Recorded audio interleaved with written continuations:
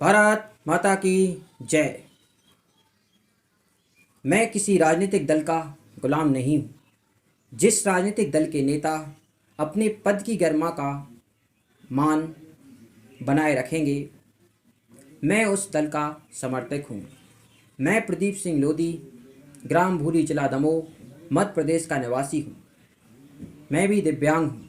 मेरी योग्यता राजनीति शास्त्र से एमए प्लस बीएड और एमपी टीईटी में क्वालिफाइड हूँ।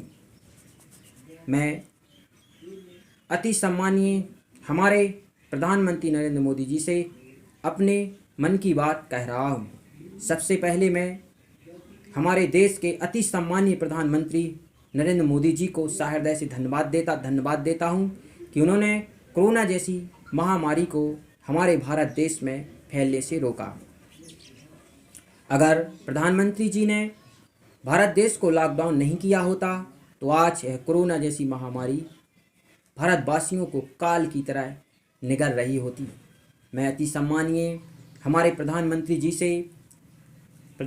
जी को यह बता रहा हूँ कि जितनी मेहनत, जितना दिमाग बीजेपी के बड़े नेताओं ने मध्य प्रदेश में कमलनाथ सरकार को गिराने में लगाया है, अगर उतनी ही मेहनत और दिमाग मध्य प्रदेश के दिव्यांग जनों की बेरोजगारी को दूर करने में लगाते तो आज मध्य प्रदेश के दिव्यांग जनों को अपनी योग्यता अनुसार काम मिल जाता और वो आर्थिक रूप से संपन्न होकर के अपनी भारत माँ की सेवा करते हुए आत्मसम्मान का जीवन जी रहे होते। वर्तमान में रेलवे स्टेशनों पर, दमोह जिले में, बाजारों में दिव्यांग लड़के लड़कियां भीख मांग रहे हैं। आज मध्य प्रदेश के दिव्यांगजनों की इस आर्थिक स्थिति दयनीय है तो इसका जिम्मेदार है 15 साल से राज कर रहे बीजेपी के बड़े नेता।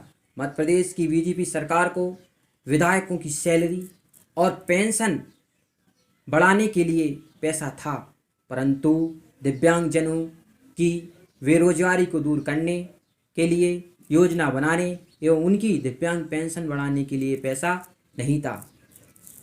अति सम्मानीय हमारे प्रधानमंत्री नरेंद्र मोदी जी, मैं और एक और बात आपको बताना चाहता हूं कि मध्य प्रदेश की राजधानी भोपाल में जो मुख्यमंत्री के घर सीएम हाउस पर जो मंगलवार के दिन जनसुनवाई होती है, वहां पर दिव्यांगों के साथ आवारा जानवरों की तरह व्यवहार किया जाता है।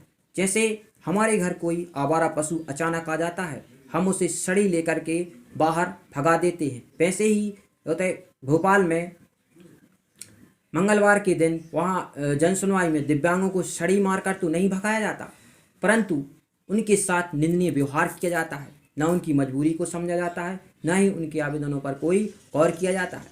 मध्य प्रदेश के मुख्यमंत्री एसी रूम में बैठे रहते हैं और लेकिन वो दिव्यांग जनों से मिलना ही नहीं चाहते। वो अपने अधिकारियों को से कह देते हैं, इसलिए वो मध्य प्रदेश के जो सीएम हाउस में जो आईएएस परीक्षा पास अधिकारी हैं, वो दिव्यांगजनों के साथ वहाँ के कर्मचारी अधिकारी जानवरों की तरह व्यवहार करते हैं। प्रधानमंत्री महोदय जी परिवार के सदस्यों को परिवार का मुखिया ही समझाता है, सदस्यों से कहता है कि तुम्हें परोपकारी कार्य करना चाहिए जिससे परिवार का, देश और समाज में नाम ऊंचा हो। वैसे ही एक राजनीतिक दल परिवार के समान होता है और उस भारतीय जनता पार्टी के राजनीतिक दल के मुखिया आप हो। यह आपकी जिम्मेदारी बनती है कि आप बीजेपी के बड़े नेताओं से कहें कि आप अपनी कुर्सी और व्यक्तिगत संपत्ति विस्तार की जगह अपना दिमाग मध्य प्रदेश के शिक्षित बेरोजगार दिव्यांगजनों की बेरोजगारी को दूर करने में लगाएं। अति सम्मानीय हमारे प्रधानमंत्री महोदय जी, आपसे हमारा विनम्र निवेदन है कि आप हमारी भारतीय संस्कृति की गरिमा को ध्यान में रखते हुए आप भारतीय जनता पार्टी के मुख्यमंत्रियों को यह आदेश दें कि अगर जिस प्रदेश में शिक्षित बेरोजगार दिव्यांगजन पाए जाएंगे, उस प्रदेश के मुख्यमंत्री को इस्तीफा देना पड़ेगा। अति सम्मानीय हमारे प्रधानमंत्री महोदय जी, मुझे सिर्फ 20 दिन के लिए मध्य प्रदेश का मुख्यमंत्री बना दिया जाए तो मैं मध्य प्रदेश के समस्त दिव्यांगजनों की बेरोजगारी को दूर कर दूंगा और उन्हें उनकी योग्यता अनुसार ही काम दूंगा। कोई विकलांग योग्य होकर सड़कों पर भीख नहीं मांगेगा, ना कोई रेलवे स्टेशन पर मांगेगा, ना कोई दिव्यांग भ्रष्ट नेताओं के सामने भीख मांगेगा। मैं मध्य प्रदेश के सारे चोरों को जेल में डाल दूंगा। ये मेरा आपसे वादा है। मैं आपसे यही कहना चाहता हूँ, भारत माता की जय, भारत माता की जय, भारत माता की जय। जय हिंद।